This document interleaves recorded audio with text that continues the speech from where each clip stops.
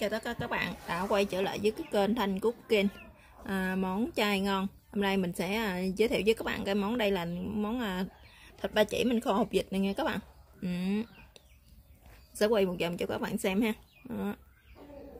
Những miếng thịt thì nó đã thấm đi gia vị ha, rất là vừa ăn luôn các bạn.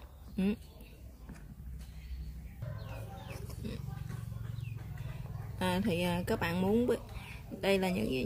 Cái này mình kết hợp ăn với lại dưa cải nè các bạn ha, lại rau sống đồ cũng rất là ngon ha, chấm với lại rau đồ đó các bạn, rồi ha, rất là bắt luôn. Và các bạn muốn biết mình làm như thế nào thì mời tất cả các bạn sẽ vô bếp làm cùng mình nha. Mời các bạn.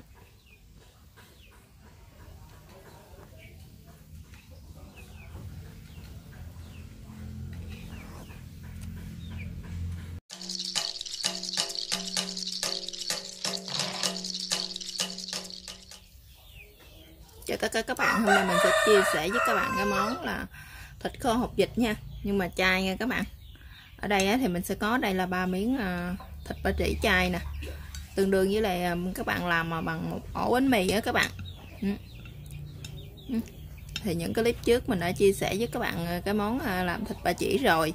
Thì tiếp theo đó mình sẽ có đây là 5 cái trứng vịt luộc chay nè, mình cũng đã vừa mới chia sẻ với các bạn. Thì tiếp theo thì gia vị thì mình sẽ có đây là nước mắm chay nha các bạn, nước tương, đường, tỏi và ớt nếu như bằng hành bô rô nha. Tiếp theo gia vị thì mình sẽ có đây là hạt nêm chay nè, bột ngọt. Rồi mời tất cả các bạn sẽ vô bếp làm cùng mình nha. Mời các bạn. Quên nữa các bạn, đây là cái ly nước dừa các bạn, mình sẽ sử dụng một cái trái dừa ha, cái trái dừa xiêm nhỏ nhỏ các bạn, vậy là được rồi đó các bạn. Rồi bây giờ trước tiên thì chúng ta sẽ bắt cái chảo lên ha, để cho cái chảo nóng đó các bạn, để chúng ta chiên cái phần thịt ba chỉ của mình trước ha. Để lên cái chảo nó nóng thì mình sẽ cho dầu vô nha.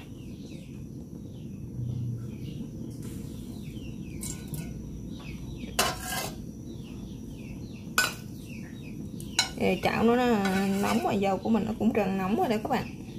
Rồi bây giờ dầu của mình nó đã nóng rồi nè các bạn. Bây giờ mình sẽ cho cái phần thịt ba chỉ cho chúng ta chiên trước nha.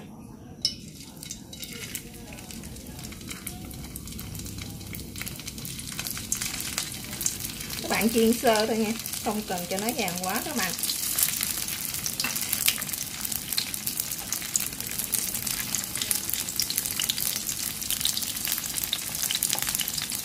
Các bạn thấy cái tiếng dầu này là rất là hay ha.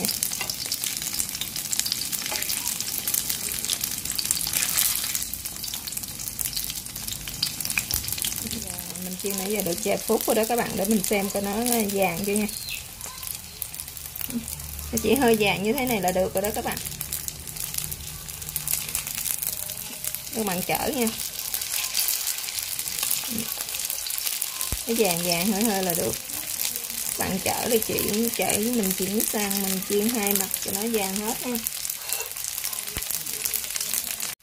Rồi bây giờ cái phần thịt ba chỉ của mình là các bạn, nó đã vàng đều hết rồi, mình sẽ gấp nó ra nha, tắt lửa ít luôn các bạn. Bạn thấy không?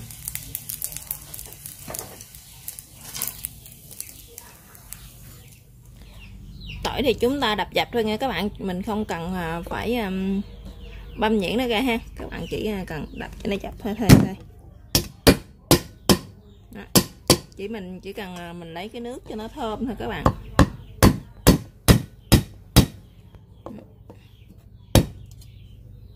Sẽ cắt khúc nha, mình sử dụng 2 trái ớt. Các bạn để ớt này vô cho nó có cái màu nó hơi đẹp thôi nha các bạn, chứ mình không cần phải để cho bằm nhuyễn ra, để cho nó các bạn bằm nhuyễn ra thì ớt mình sẽ rất là dễ bị cay. Mình cắt như thế này thì ớt của mình nó sẽ không có cay nữa. Chỉ hơi bắt một cái chảo lên trên bếp ha, các bạn để mở lửa lên. Và các bạn sẽ cho một ít đường vô đây nha các bạn, 1 muỗng đường thôi. Các bạn thắng caramel cho mình ha, cho nó cái màu cánh gián á các bạn. Thì các bạn cứ quậy như thế này nè cho đường của mình nó sẽ tan ra nha.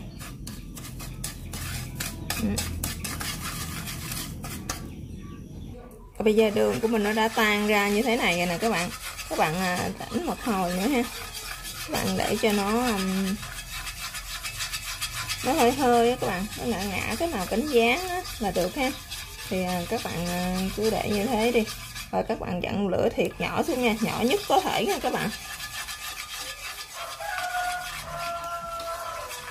Rồi bây giờ nó đã hơi vàng vàng hơi rồi đó các bạn. Mình để cho nó một xíu nữa nha.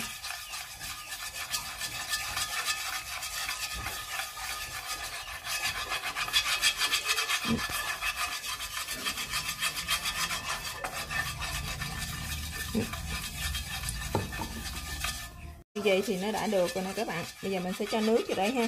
Các bạn cho mình khoảng 3 muỗng canh nước là được. Các bạn thấy nó ra được cái màu cánh gián rất là đẹp nha. Là thắng caramel đó các bạn nha. Bây giờ thì mình sẽ cho nước dưa tươi vô nha. Mình sẽ tắt bếp nha các bạn. Mình sẽ cho nước dưa tươi vô đây.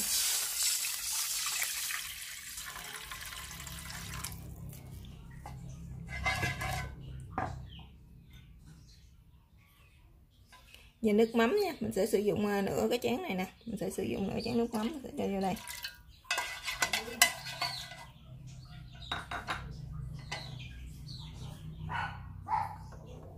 Tiếp theo là nước tương ha, thì mình sẽ cho 4 muỗng nước tương các bạn.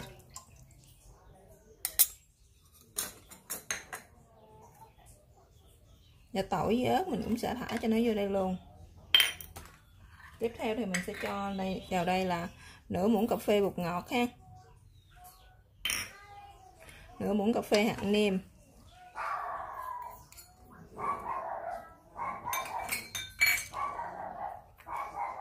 và đường nha các bạn. Rồi mình sẽ cho vào đây 2 muỗng đường. Và các bạn cứ bắt bếp lên. Và các bạn bắt bếp lên để tạo cho nó sôi lên ha. Thì nó sẽ lát nữa các bạn sẽ nêm lại coi nó chưa ăn hay chưa, các bạn hãy thả thịt vô nha.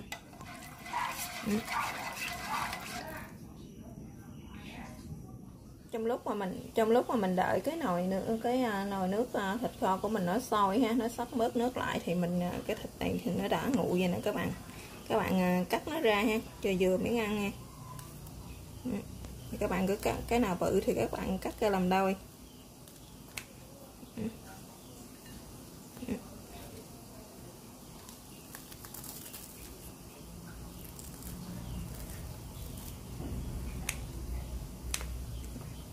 Còn cái phần này thì nó hơi nhỏ thì mình để nguyên luôn nha các bạn.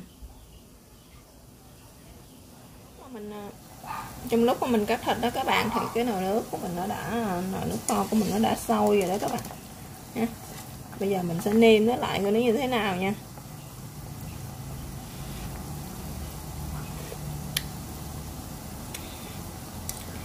Cái nồi nước kho của mình thịt thì của mình nó đã vừa đó các bạn nha,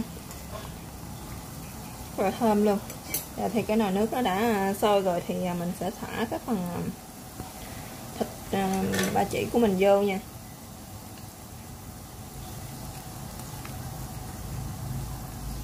Các bạn thả vô, các bạn để khoảng chừng 5 phút ha, cho nó thấm gia vị vô đó các bạn, rồi cái miếng thịt của mình ha.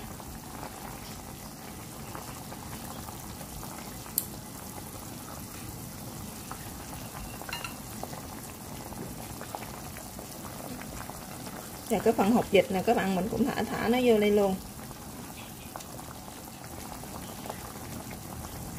cho nó thấm gia vị luôn các bạn.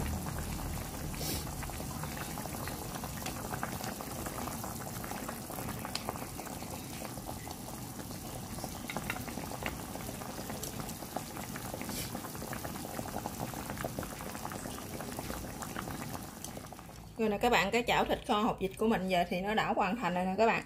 lúc mà cái nước thịt của mình hồi nãy mình để cho nó sôi á các bạn, cái nước kho ha, thì nó sôi thì các bạn thả thịt vô nè, rồi các bạn thả trứng vịt vô thì các bạn tắt bếp nha. Rồi giờ thì nó đã hoàn thành rồi đó các bạn.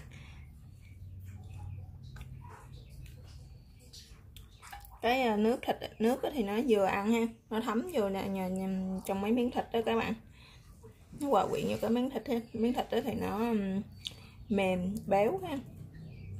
Hột vịt đó thì nó cũng đã thấm vô đây, vô gia vị nó cũng đã thấm vô hột vịt luôn rồi các bạn, rất là ngon. Cảm ơn các bạn đã theo dõi video của mình. Chào các bạn và hẹn gặp lại các bạn trong các video tiếp theo ha.